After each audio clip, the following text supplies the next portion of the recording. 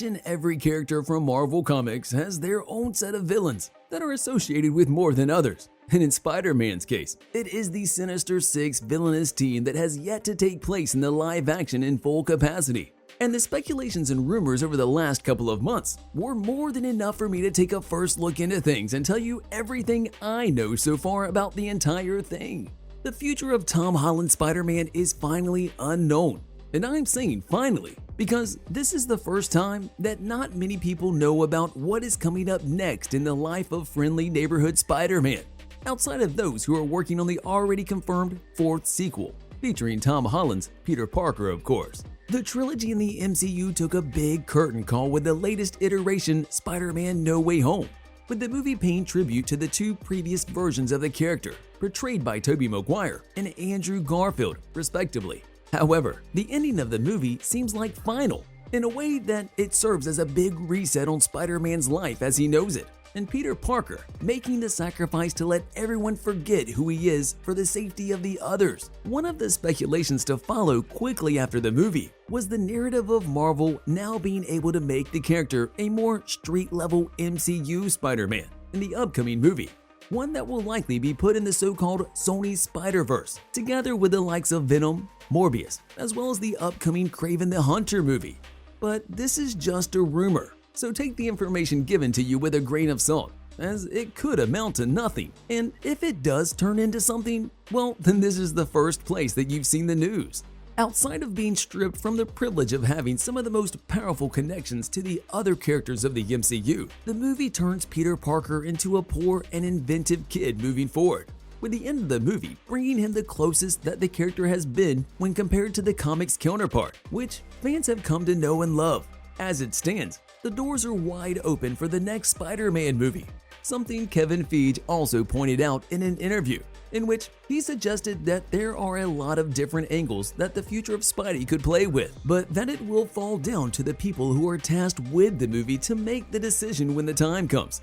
So far, there have been many options that have been flying around the internet regarding Peter Parker's future. Some have said that due to the post-credit scene that shocked everyone, he could very well be joining the Daily Bugle and start working for Jameson, a welcome return that would align the MCU's Peter Parker with the comic book iteration of the character. Then there is the eventual Daredevil team-up, who was much obliged to help Peter in the time of need, with Matt Murdock's connection to the character being the main reason for the so-called street-level future endeavors of Spider-Man. Now that MJ has no clue about Peter Parker or him being Spider-Man, maybe it's time for a new love interest to hop in for Peter Parker. And that could be Black Cat, a character that was rumored a few months back with Sydney Sweeney supposedly being the one to hit that like button, just like you should, if you haven't done so already.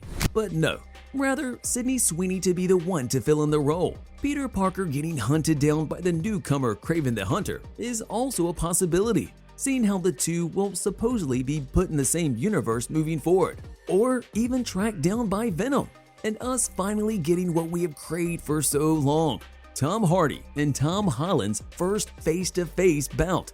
But outside of all the theories and speculations, one of the more interesting things that I personally am the most excited about is the fact that Peter Parker might finally be getting a lot on his hands with the arrival of the Sinister Six, one of the most, if not the most prominent group of villains associated with the character ever since his debut. Yeah, you heard me right.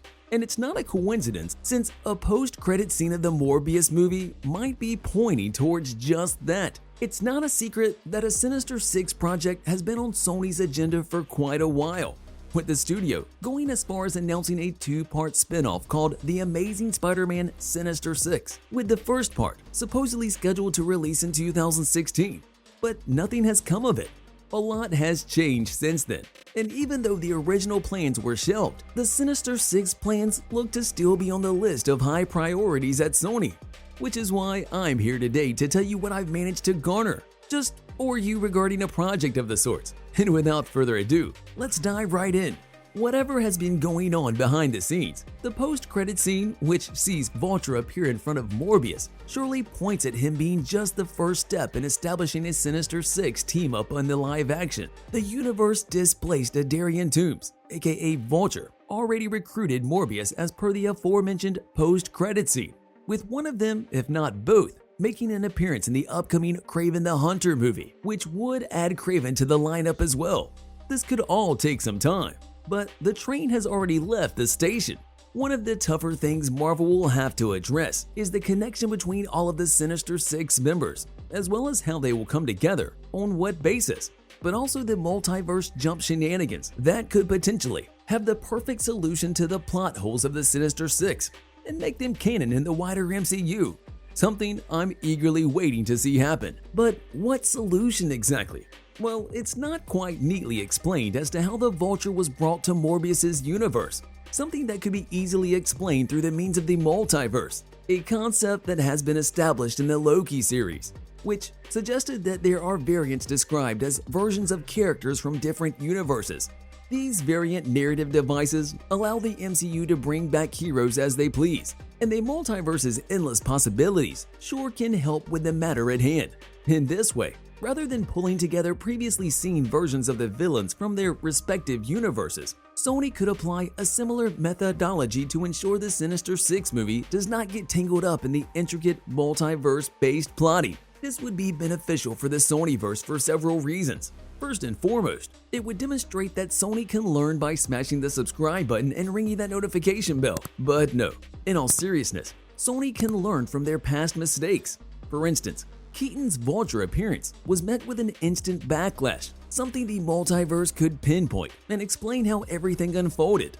Then, there is the prospect of recasting and creating originality, a major positive for the studio that would go a long way. There is simply no way to predict any concrete news about the heavily rumored Sinister Six movie or the concept of it. However, by using the concept of variants, the movie could potentially recast all its villains and create an original take on each character without overly convoluting its already complex, character-heavy plot. And with that in mind, let's see which members could the first version of the team encompass. Starting things off, from what we've been able to see, is the fact that both Morbius and Vulture would be part of the team, followed by the likes of Venom for sure. He's a cult leader from Spider-Man comics. Then there is the younger version of Green Goblin from the Amazing Spider-Man franchise, who could be joined by the likes of Rhino. The previously mentioned potential love interest of Peter Parker, Black Cat, could also feature as a member of the team, with her changing sides somewhere along the story.